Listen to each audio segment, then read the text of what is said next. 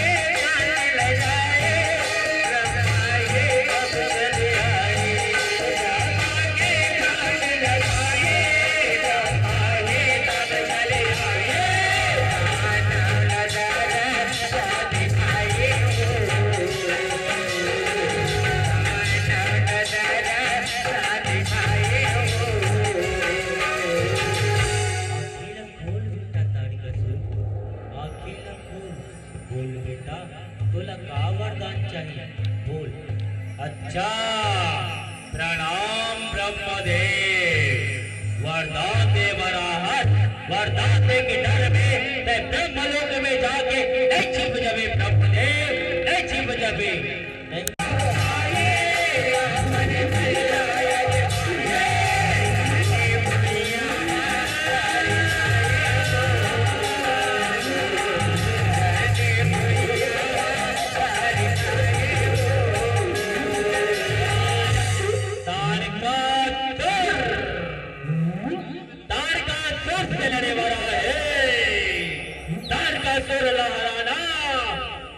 मामूली युद्ध के वक्त की बात नहीं है।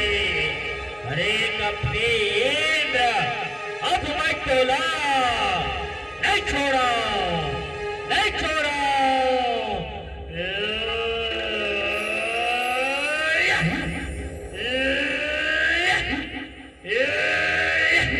अरे सैनिकों, लड़ाई करत करत मोर हाथ पैर में दर्द चालू हो गए है। कोई गाना हो जाए और कोई बजाना हो जाए।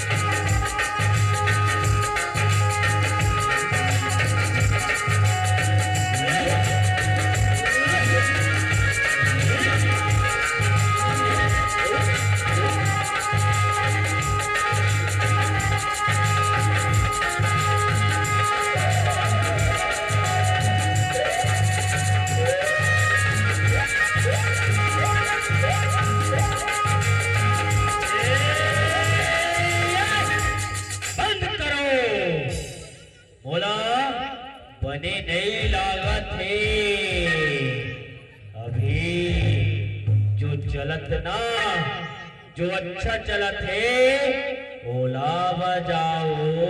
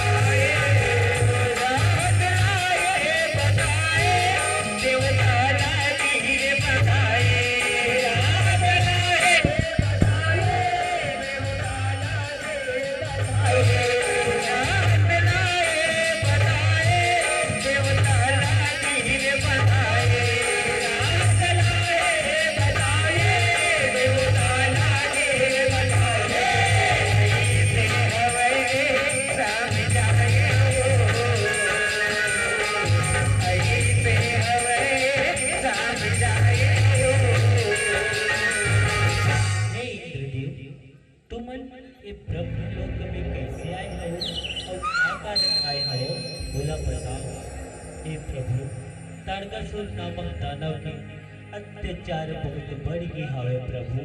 वो अवर इंद्र लोकला अवर हाथ से छीन लिस प्रभु। ओकर कोई मरे के उपाय बताओ प्रभु, मरे के उपाय बताओ। हे इंद्रदेव, हम सब भगवान भोलेनाथ के पास से भी जाता और भगवान भोलेनाथ ला विवाह के लिए तैयार करता। काबर की भगवान भोलेनाथ और माता पार्वती के विवाह से एक शक्ति पुत्र की प्राप्ति हुई, होकर द्वारा वो तारकासुर नामक दानव के वध हुए। तो आओ हम सब भगवान भोलेनाथ के पास में जाते हैं, जैसे आपकी आज्ञा प्रभु। चलो। गौरी माई ला बिहार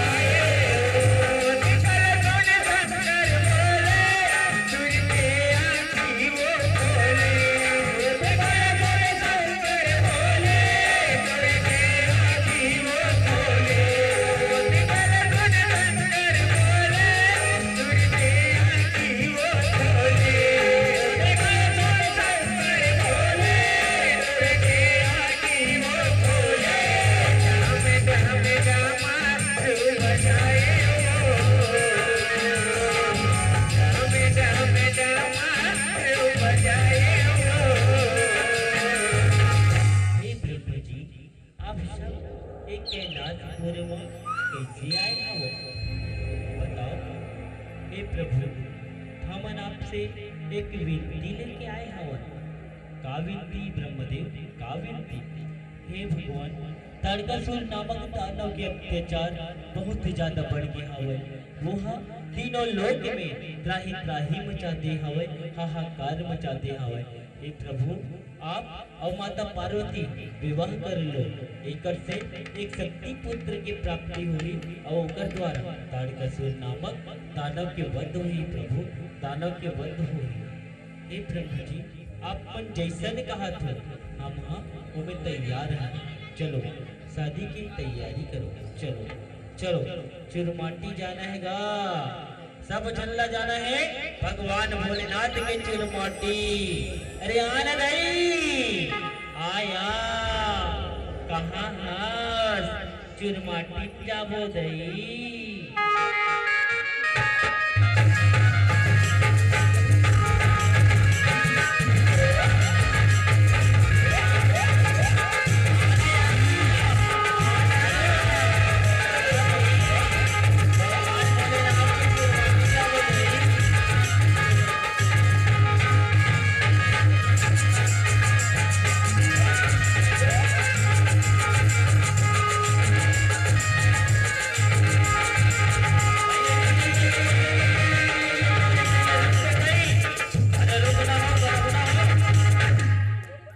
गड़ौना हो ठोकर में बाजा लगा हो बजाते छ हमर ढेढ़ा नहीं दिखा कहाँ देखतो रे देखतो दे ढेढ़ा कते लोग आगे हैं अहिदे जात का आया देख बठुआला ढेढ़ा बने चल चल तो या चल चल चल रे चल हाँ तो का अब बने कोड़बे माटी है ना चल ढेढ़ा बना नाने चल हंसते हैं समझ गए चल ते तोला माटी कोडेला तोला माटी कोडेला नैया वैनी धीरे धीरे धीरे धीरे अब सुनती नदी धीरे धीरे धीरे धीरे अब सुनती नदी धीरे धीरे कोडेला कोडेला नैया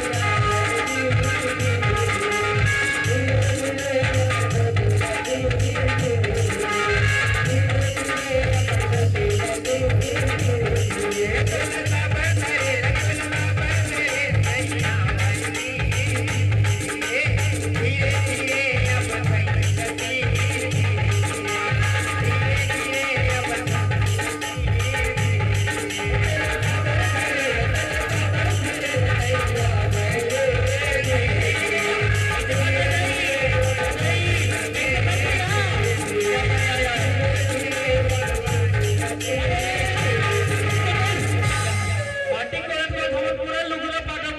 दादा ही तरीसिया ऐसने माटी कोणती काढे है एखादी पूरा लुगरा पाटा मला सपोर्ट छोड़ करे चल दे चल चल ये मन कैसन माटी करते या चल बर्रल बोहान रे बर्रल बोहान अपने तो अपना देखा था कोल मार से कत्ते सुंदर हंस रे बिलई था बस है चल कत्ते कोल मार से गोरी हंस रे तोर चेहरा ला पलीते देख समझ गया चलो तुम ज्यादा बात मत करो चल बर्रल बोहान ये तो लबरा बोहेल तो लबरा बोहेल नैया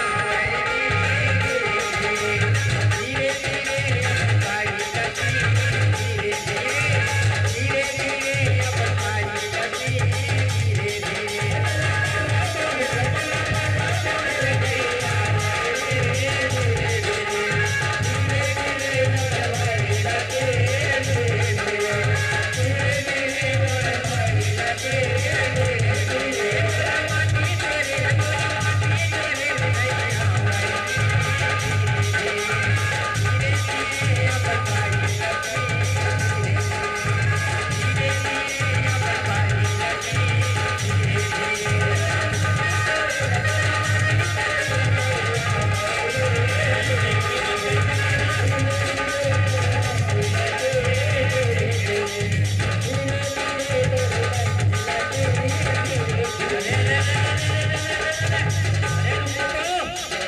टैकी मत कैसे करते ना हैं मोला नाल ले है और इतनी खींचाते होती खींचाते ऐसे थोड़ी होती ढेढ़ा हरा में दुल्हा राजा जब तक नहीं समारो ना तब तक मोर बिगत कोनो काम नहीं चुप ना बहुत बात करता बैठो कहीं के चल चल तेल हल्दी चला वो चला रहे और कब्बर कन्हल मत मत पकाएगा समझ गया तोर कन्हया पतला है कहा गया हमरो बड़े जान लेकिन हम तो नहीं पटकाते पतला पतला कन्हया हरी देखा से पटकाते काया और कन्हया ना है कमरा है चल देख चलो चल चोर माटी तेल हल्दी चढ़ा दे चला हां भगवान और सुन रे मोरू चढ़ाबे ना महू बने दिख हाले ना चढ़ाऊं ना चिंता मत कर बने चढ़ावे रे गोरी गोरी दिख पिलई हो गए हो यार पिलई कमई पिलई हो गए हो काम में जाता ना घाम में आओ चल यहो ये तेल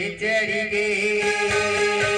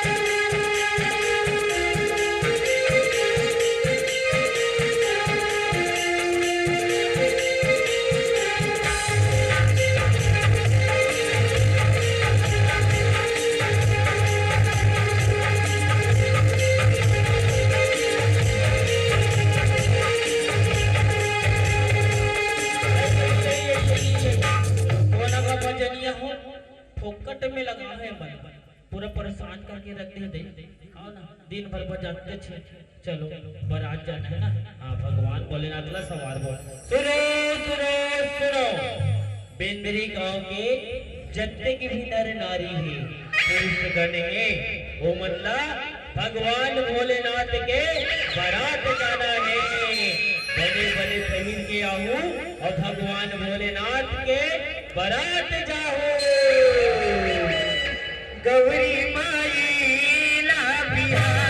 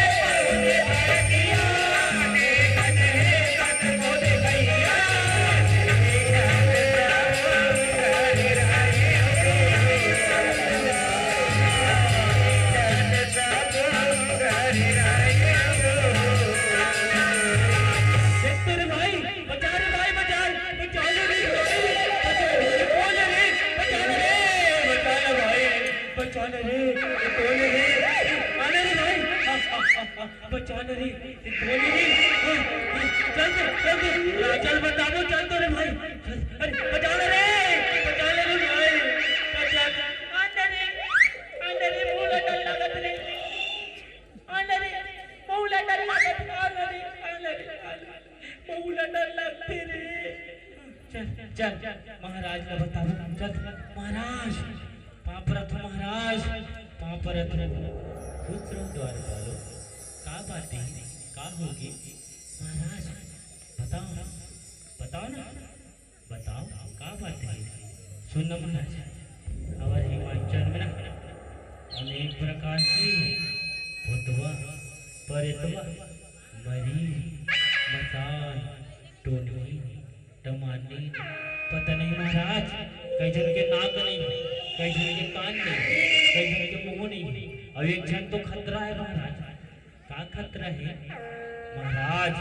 जब उगर पास में जाबे ना तो उगर मुंह का बस साथे महाराज, वो दत्तवन नहीं करे महाराज, दत्तवन नहीं करे, अगर हम बस साथे महाराज हम तो बेहोश हो गए। अब महाराज, ये महाराज ओमन कौन है रे महाराज? ये बात करे हमारे हिमाचलपुर की बरतिया है, जाओ ओला सम्मान पूर्वक परखा के लाओ। बरतिया है ठीक ऐसे बात कर सकते महाराज, ऐसे बात कर देगा महाराज। आओ जाओ कौन बरतिया हरे परखा के लाओ, जाओ चल आकर आता रे, वैसे बात करने आ रहे, सुनना रे, सुनना बरतिया हरे किथे रे, बरतिया नहीं थे। चल तो वो बने नाक वाला खोजबो, जरूरत से ज्यादा नाक ला बढ़ा के, हाँ ना, और देख के जाबे रे, हाँ ये देख के जाबे, क्या पहले?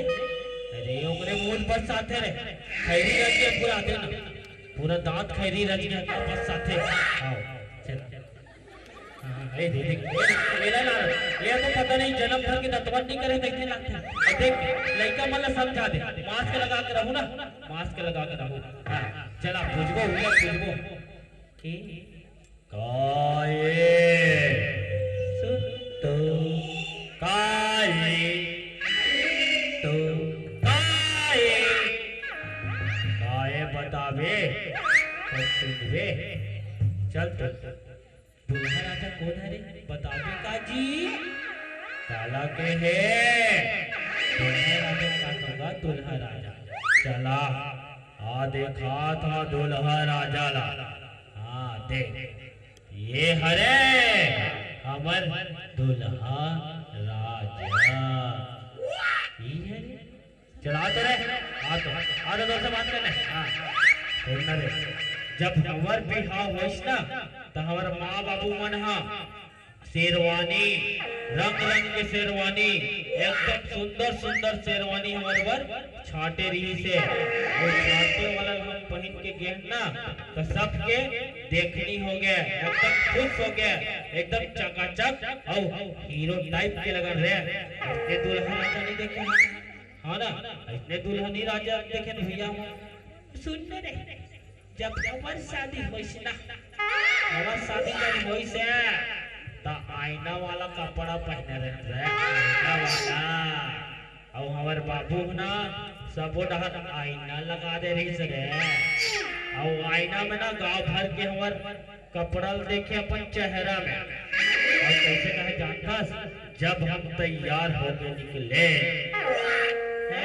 जब तैयार होकर निकले ना तो घोड़ी में जब बैठे ना तो टकटी टकटी टकटी टकटी के हाथ तो पूरा बेंदरी वाला जब जब हमला देखी तो कैसे कहे जानता है कैसे कहे रे देख तो फलाना घर के दामाद आवत है इसने कहा और इसलिए हम देखे नहीं दादा दूल्हा राजा तुम ना रात में छुपा के आगे ही रे और सब जब ना माला पहनते तो वह सांप वाला पहनते चल अब अल्लाह कहे हां भाई हम अल्लाह कहे देवैया जाने चल हम अल्लाह कहे पर भाना है चलो पर भाई बच्चा हो गया चलो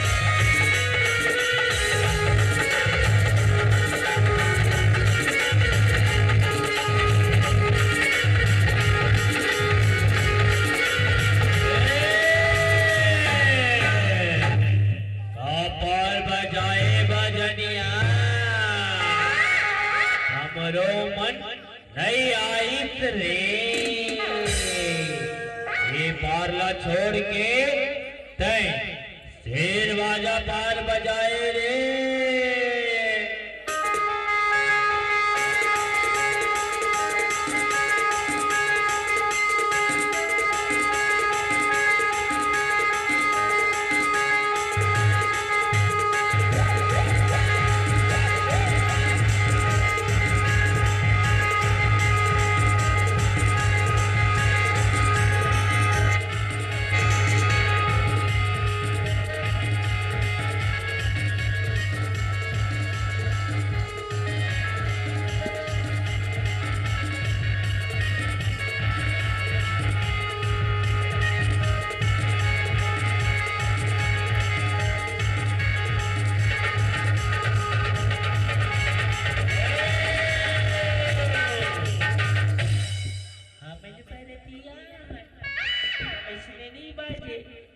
तो कैसे बाजे ऐसे नहीं बाजे बरतिया ना सुनो कैसे बाजे तेरा नदिया तीर के बटवा बाजी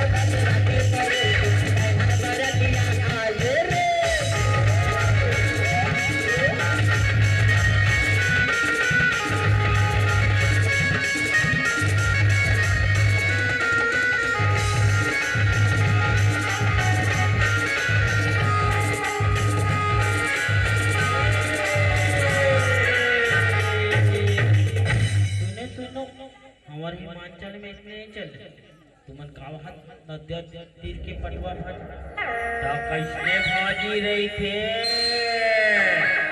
हमार कैलाश में बड़े बड़े भाजी रही थे और तुम्हार हिमाचल में नदिया तीर में छोटे छोटे भाजी रही थे देखने से तो कहा था का नहीं जी अच्छा अनुशासन के साथ गाओ ना भाई और अनुशासन के साथ बजाओ तो काला कैथे अनुशासन हमला बता चला आप एक गाता आ सुनो तले बजा हाँ ले चल सुनाई तो सुनाना सुनना सुनाना सुनना सुनाना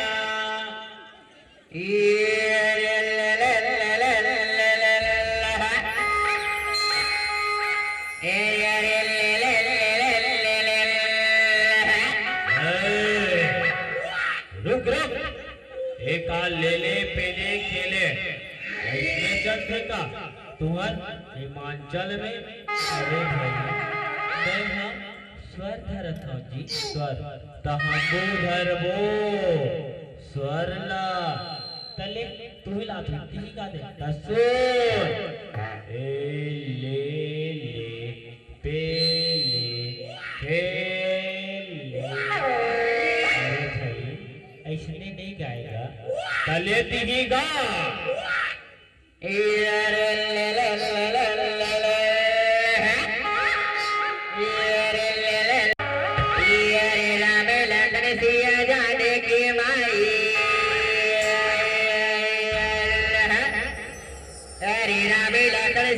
जाने के भाई डोगा के तीर में आए डोगा के तीर में आए थोड़े दवा के डोगा बैठा के केवान मारे लगाए हरे थोड़े दवा के डोगा बैठा के केवान मारे लगाए हरे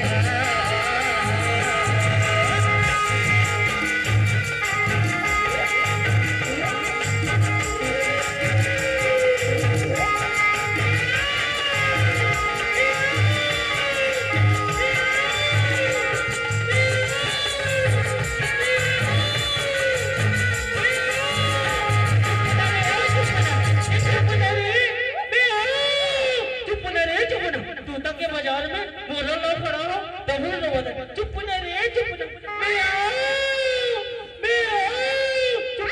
चुप न बात और नक्की बड़ा देखा ए परदी तोर लइका ला चुप करा नाचे में ना बड़ डिस्टर्ब करत है तोर लइका ला चुप करा चुप न रे चुप न कोई पे में टांग दूं चुप रहा रे चुप रहा ए परदी तोर लइका ला चुप करा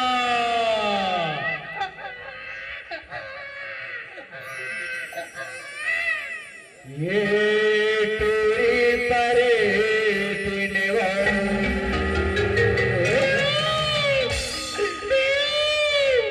तोरे लईकार पोरल पोरल ये टूरी परे पिनवा तोरे लईकार पोरल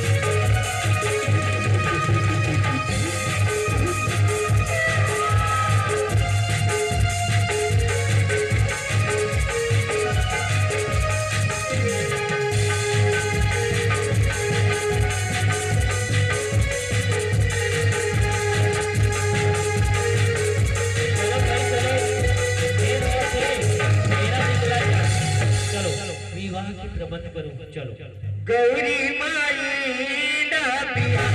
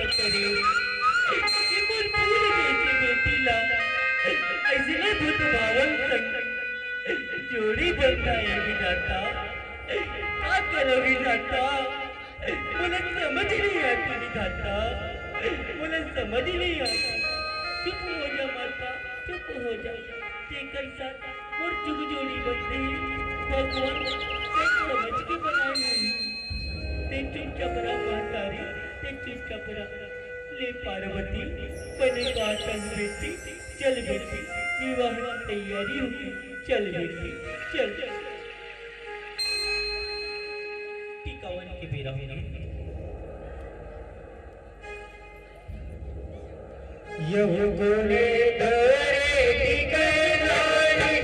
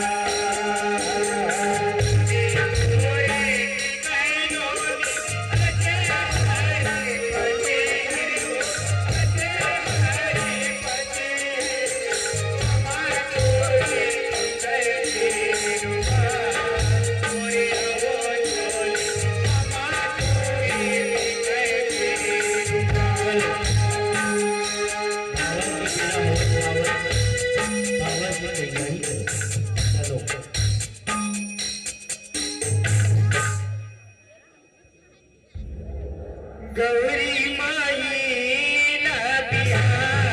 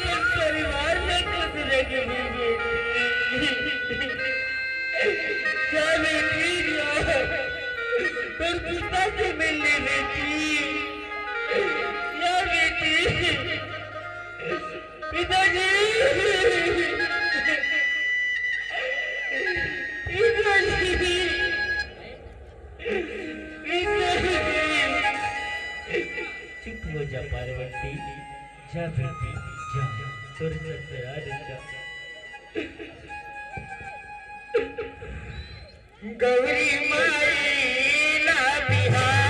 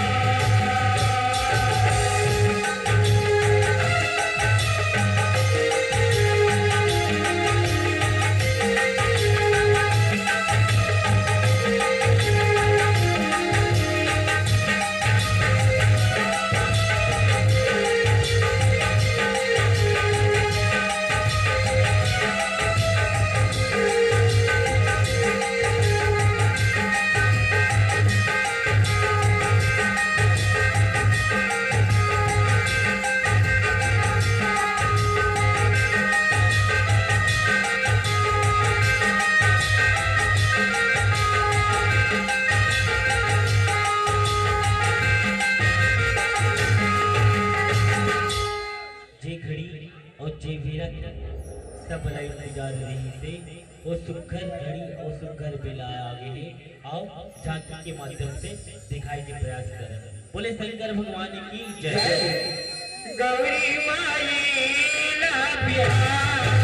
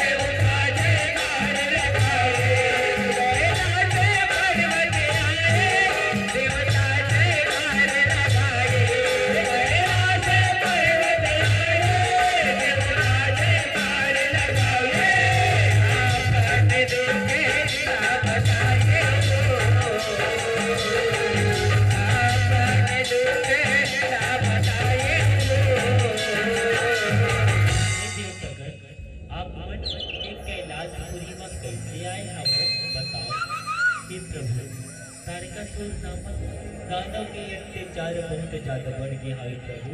वो हम तीनों लोग में त्राही त्राही हाहाकार मचा दे प्रभु। हमन आपसे एक विनती लेके आए हवन प्रभु, एक विनती लेके आए हवन। का विनती देवताओं बताओ। हे प्रभु, आपके कार्तिकेला हम अपन साथ में ले जाए पर आए हवन प्रभु। काबर की ब्रह्मा जी बताए रही से कि आपके और माता पार्वती के विवाह से एक शक्ति पुत्र के प्राप्ति हुई और उसके द्वारा तारकासुर नामक दानव के वध हुई प्रभु। ता आज कार्तिकेय के जन्म हो गए प्रभु। एला हमारे साथ भेज दो प्रभु, हमारे साथ भेज दो।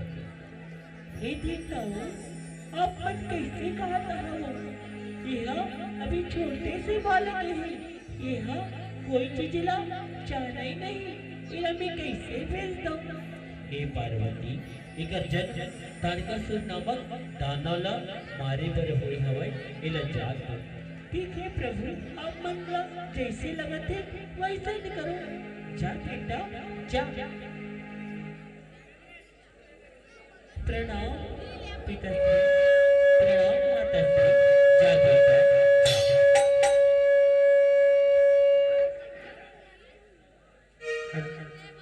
गौरी माई ला बिहार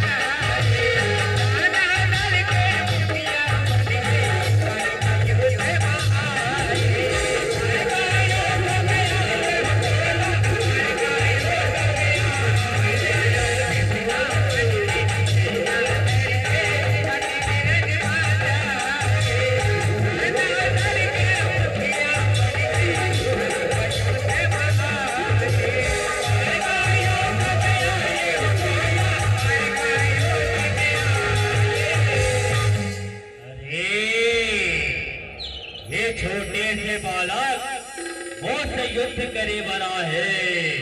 तारकासुर से ये मोर ताकत ला अभी जानत नहीं है, अभी मोर ताकत ला देखे नहीं है। अरे बालक जा, ते तोर घर लट जा, काबर यही में तोर भलाई है। जा। अरे तारकासुर, तय ना अपन ताकत के घमंड अतना मत कर, काबर की ज्यादा घमंड करने से ना ओवर घमंड टूट जाते। आ मोर से युद्ध कर। आ अच्छा, युद्ध के लिए ललकारा था, छोटे मुंह में बड़ी बात करा था। हिल गई थे, छोटी मुंह और बड़ी बात। अरे बालक जा, अभी तोर दूध के दांत झरे नहीं है। ते जा, तोर महतारी की कोरा माँ बैठ जा, तोर उम्र नहीं हो है। जा।